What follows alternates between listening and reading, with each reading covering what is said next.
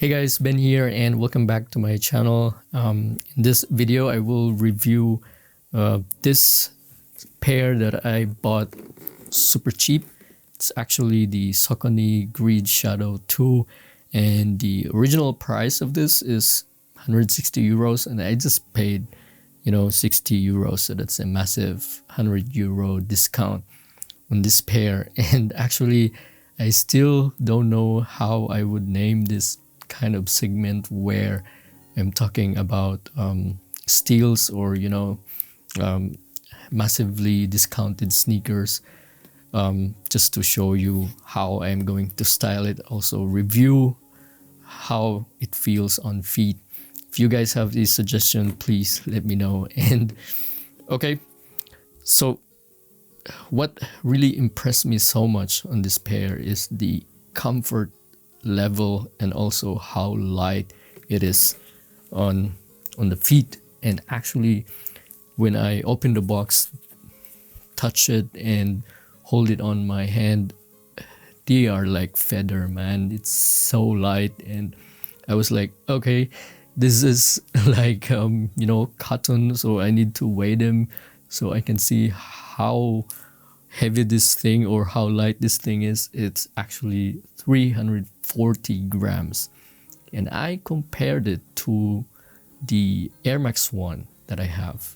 The Air Max 1 we knew already. If you have one that's very light, super comfy as well, the Air Max weighs for 400 grams, so this is even lighter. And the thing is, Saucony brand is really famous for making running shoes. That's what their this specialty. And the good thing is it transcends to their lifestyle or casual sneakers, something like this.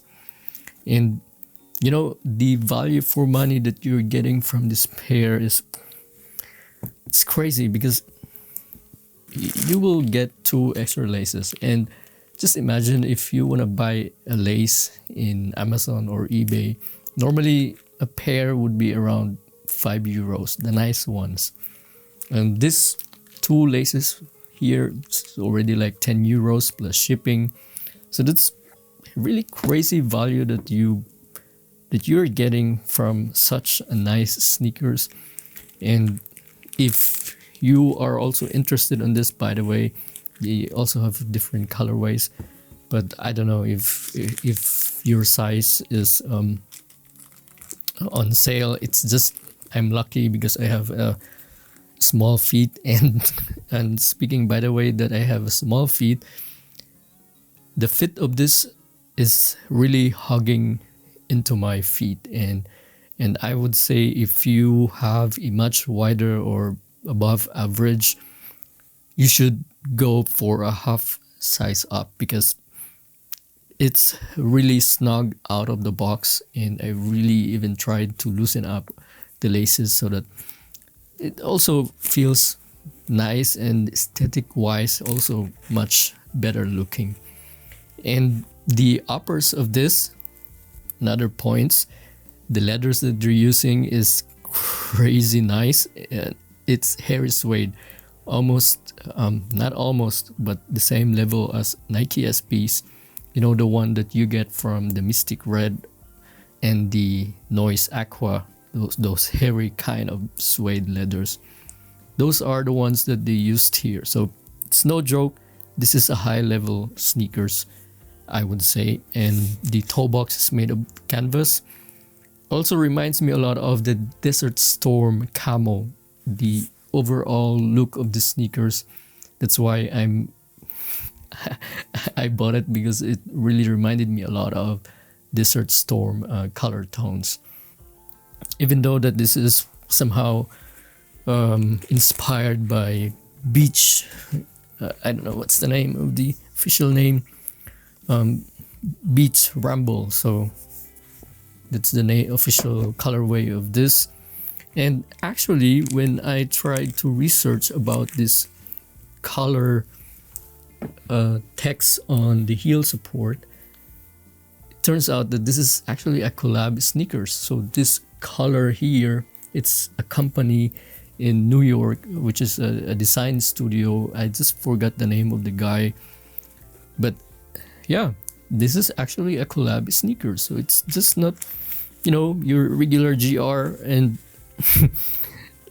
but turns out that there's a lot of mysterious stuff if you just try to explore different brand, and if you don't just somehow isolate yourself with the big names like Nikes, Jordans, or the Adidas or New Balance whatsoever. And speaking of styling, since I have mentioned that this is I associate it with the Desert Storm color tones, I tried to pair it with my army green joggers, which I think I dig the look that I'm getting. But maybe some of you guys are not so into joggers, the ones that reveals the socks. But somehow it's the look that I prefer with this. But the one that I like most is the camo pants that I'm wearing right now. If you notice, I'm still wearing it.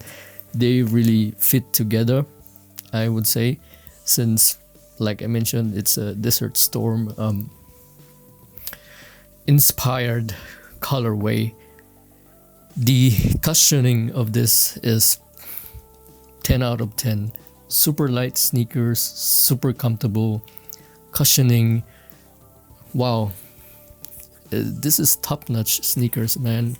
And also, by the way, even though that they look a little bit bulky, especially if you want to look on the upper side, I think it's because the shoes, if you notice here, the level here on the eye stays is much higher if you compare it to the heel support. That's why there is the illusion that you think that it's a bulky sneakers, but in fact the paddings are really thin.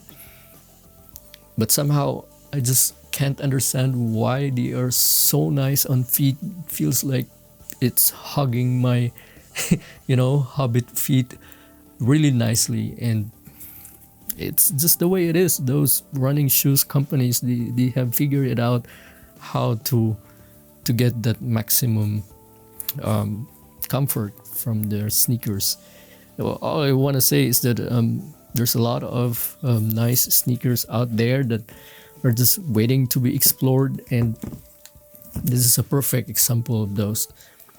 By the way, I'm planning to buy the Panda version of this because I'm really planning to make this as my daily beaters.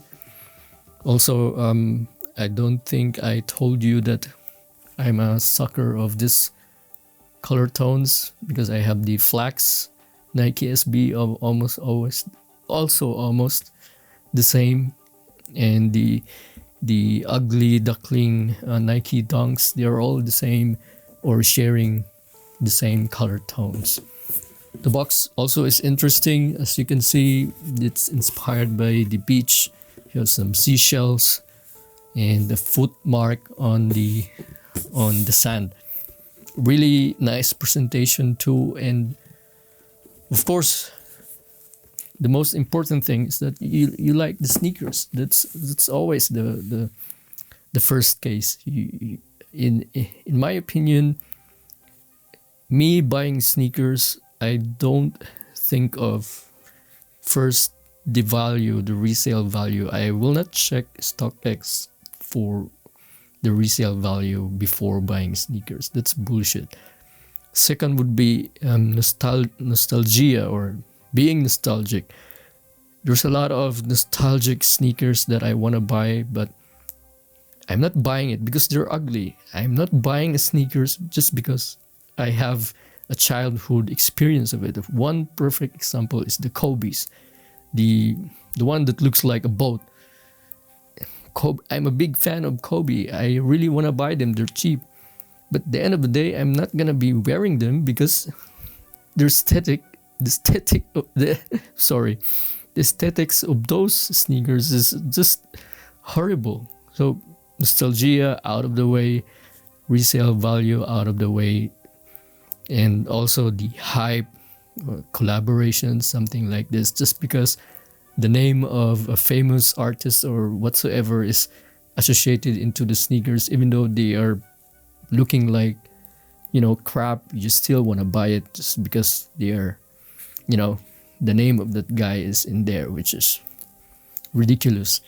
And one perfect example also is the Nike Air Max 1s, which I will be reviewing also if I have time, the next episode, something like this. Air Max is considered as, iconic sneakers, but they're already mass produced. I don't think they're worth 160 euros or 150. That's crazy expensive for runners. And, even though that they're associated with Tinker Hatfield, just I have mentioned, it's not that Tinker Hatfield wore it and put his name into it or signature. It's a mass produced, nothing, there's no value in it anymore. You just need to pay for it for whatever is the value of the materials that you're using. 160, wow. Okay, I think I have talked so much already, guys. If you have some suggestions of name, let me know, and maybe, yeah, I will try to make this as a regular segment on my channel. I'll see you next time, and as always, stay epic. Peace.